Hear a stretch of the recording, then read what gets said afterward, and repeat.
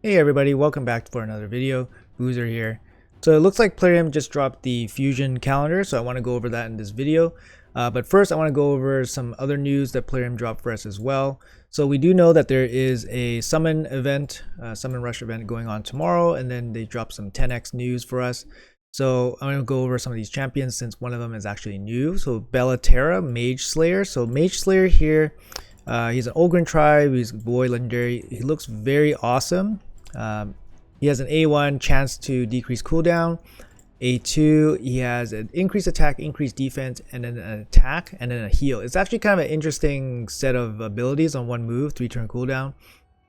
So it might definitely find a place. I'm thinking Hydra, where heals and increased defense and increased attack can definitely help with like mix and match type teams.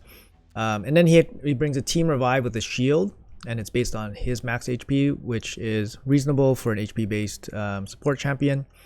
His passive has a chance to decrease ally cooldowns by 1 turn when they are revived, so it's not like super insane. It's also just a chance, but just off of his 2 moves here, they're both very solid moves, solid support moves. So he looks like a worthy average, at least average, but probably above average void legendary. Although I wouldn't probably pull specifically for him. We also have Rakavaltide, which is a orc void legendary. She brings increased attack, cleanse, team revive as well, and block debuffs. Money Uko, past fusion, very good champion. Pythion, very good champion, past fusion. Ursula, one of the better epic team revive carries. Ugo, insane epic for Hydra. Gorgrab, insane epic for faction wars, and then Tagore there. That rounds out the 10x. Reasonable. It's part of fusion. What can you expect? You can't expect Plarium to give us insane champions for a fusion 10x. So let's jump into the fusion calendar. All right, so here's the fusion calendar for Timit the Fool. Whether you guys go for this champion or not, I don't think he's going to be insane. He's kind of sold as a PvP champion with the cooldown decreasing, but he won't get an extra turn often because the champions will usually have buffs on them in PvPs. Things like bolster and protected buffs, they don't get reduced. Stone skins 50% to get reduced. So most likely he's not going to get extra turns, so both his moves are on 4-turn cooldowns. His partner is pure support, team reviver. I mean, she's not going to be used over somebody like Duchess, for example. So he's not going to really find a really strong place in PvP, but you never know. In terms of like future content, he might actually be useful. But personally, I'm still going for him just because he's a fragment. So he is worth 30,000 points in CVC and some points in Champion Chase. Fusion did start. First thing you notice from the calendar, 110 fragments. Usually they give us 115. I don't know why they give us 110. Probably just to confuse us. But the last time they did this, I believe it was with the Great Hoof Fusion, which was also very poorly received. And yeah, so I don't know why, but it's kind of just to confuse you. So first, we're starting off with the Spire Tournament. It's ongoing already, paired up with the Dungeon Diver. That's perfect for day 1. People are, if they're eager for this fusion, this is perfect. Spider and Dungeon.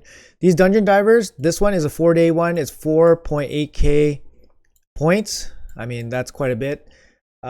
Looking at it from a Spider 25 or Dungeon 25 standpoint, you're looking at about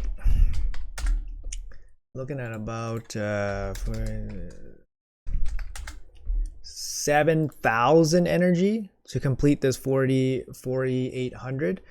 I mean, you know, that's a massive amount even for 4 days. So luckily for us, so you know, arena tournament, that's just arena. So luckily for us, it does pair and go right into a dragon tournament. So you don't need to spend that much energy on just one tournament. You can space it out so that you can spend half on each. That amount of energy will cover both of these, and then the Dungeon Diver will be done. The 10x Summon Rush is happening tomorrow, paired up with a training event. That's pretty solid. Usually you like to pull shards, get food, train stuff. Also, Dragon can solo food as well, so the training tournament can be done together with the Dragon tournament. That's very nice. Artifact enhancement event, artifact enhancement event, artifact enhancement event. Seems like Plarium is just sticking those 3 artifact enhancement events into every fusion nowadays. 20-25 million each. You'll be farming a lot to complete this first dungeon diver, so save up all your silver to use to upgrade your gear during this time. Make sure, of course, you cleanse and all that stuff. If you guys are really struggling with this, try to roll more lower. So for example, roll to 8, roll to 12, don't go to 16. 16 is where it gets really expensive. Obviously it's much faster, but rolling to 8 and 12 and then rolling more of those will give you less points, but they will cost you less in the long run. There's a small tip there. We have a small lull here. So this is like a non-CVC week next week. So that's a small lull in the middle of the week. Gives you a little bit of a break to finish off the rest of the Dragon Tournament if you guys are still missing a little bit there. Goes right into the Ice Golem. Right into the Ice Golem Tournament. There is no Dungeon Diver here. So it's just going to be naked Ice Golem. Going into the training event. You can do, I believe, since Artec might be the best for Ice Golem because you can pair them up with food.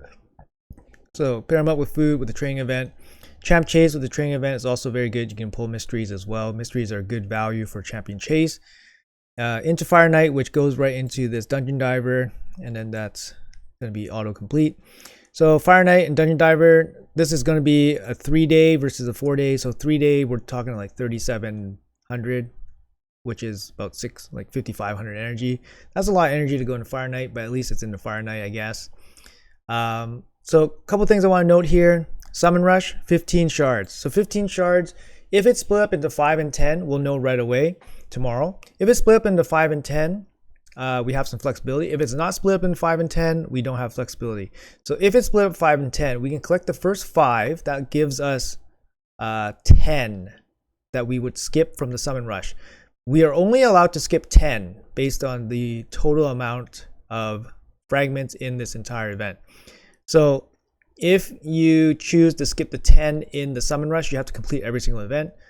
If you complete the Summon Rush event fully, that gives you 10 skippable fragments from this point onward. So from these ones. So you could skip, like for example, skip this Dungeon Diver, which is very heavily energy spend. You could skip this Artifact Enhancement, skip, save 20-25 million.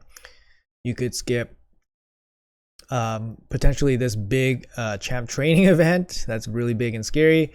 However, you most likely cannot skip this Champion Chase with this 15 fragments. We don't know exactly if it's going to be split 5 and 10 or if it's a single 15.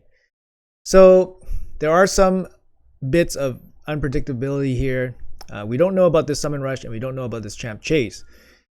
If they break it up into 5 and 10, it does give us some flexibility to skip parts of one of them. So my recommendation, we do have a 2x Sacred here. So this is 2x Sacred Chance. It's not the best value for Champ Chase. I did a math breakdown for 2x Sacred events during Champion Chase and how much relative points they actually give. They actually don't give that much relative points. So you're not getting a super strong value for 2x Ancients during Champ Chase. However, I understand if you want to pull at this time, it's obviously 2x Sacreds and all that, but that's what we are anticipating. However, Sacreds are always better for Summon Rush. And for Summon Rush, we'll probably expect at least 6 Sacreds if you want the full 15. So I would recommend using the Sacreds here and then trying to do the Champion Chase with other shards. Mystery shards, for example, are good value for Champion Chase. Overall, I think this is a pretty easy, straightforward layout for Timit the Fool for a fusion. So that would mean everything kind of lines up and has potential double dipping abilities. There is a small lull in the middle of the week next week, which gives us some time to recover, some time to prepare. And unfortunately, there's not too much room for flexibility. It will honestly depend on the Summon Rush and the Champion Chase. Personally, like I said, I would complete the Summon Rush fully, giving me 10 fragments worth of flexibility for the second half. And if I see the champion chase is broken up into 5 and 10, I will skip the second half of the champion chase, most likely. Or I can complete the champion chase if I want to, and then perhaps I'll skip the dungeon diver, which is a huge energy spend, or whatever. Just saying. But overall, I think this is actually a relatively straightforward fusion. Obviously, the resources spent will be, a little bit high, considering that's the trend that Plarium is going nowadays. However, the schedule layout does appear reasonable. With that being said, you could potentially try to win a tournament.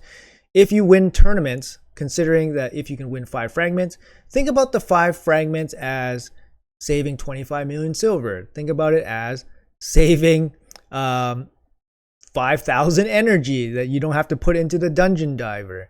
Think about it that way. So if you are in a bracket where you can reasonably win a tournament, I say go for it, guys.